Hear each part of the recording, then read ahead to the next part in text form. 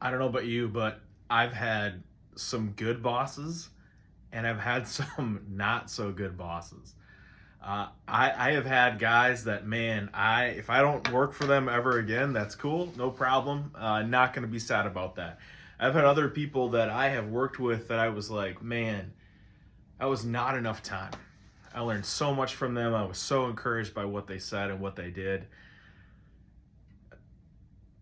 You know, it's not that difficult to start to figure out what makes a good boss and what makes a bad boss.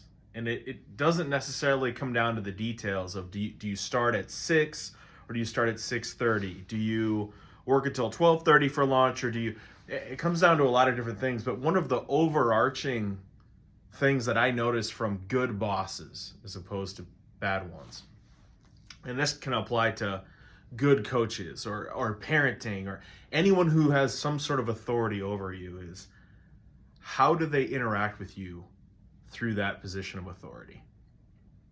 Right? Like, I've had bad bosses who it didn't matter that we were warning them, like, if you do it that way, okay, but this thing is going to not go well. Are you sure you want to?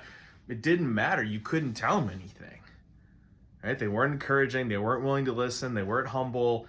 And so stuff would get messed up. And then guess what happened? And here's not a surprise to anyone.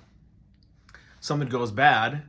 That guy's not taking the blame with the other. These guys, they're the ones who messed it up. And never mind, we warned you. We tried to tell you. Right?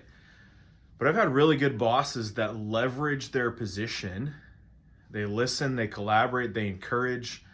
And in some ways, and it sounds kind of crazy, right? Even if it's, just working for an excavating company and being a day laborer with a shovel. Having bosses that leverage on your behalf, that listen, that encourage, that want you to do the best job that you can do for the well-being of the company, but also want you to understand and experience what it's like to do good work. And there's something really great about serving people in that kind of way.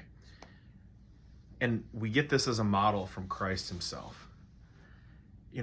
Christ, the boss over all creation, the one who created everything, the authority over all, comes to earth to live as an equal to us.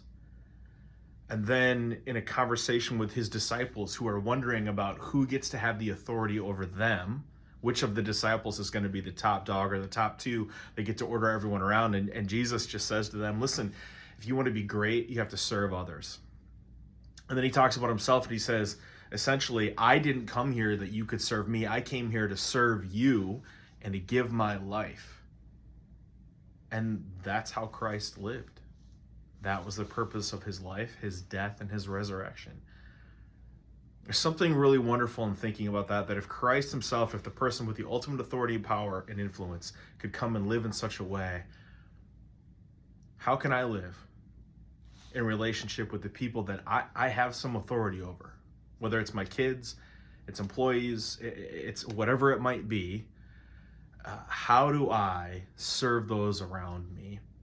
And that doesn't mean they get away with whatever they want. That doesn't mean, right? I mean, we've got to have standards and goals, right? Those sorts of things. But just reflect this week in how Christ could take his position and serve. And I wonder how you can use your position to serve those around you. Thanks for checking out this devotional video.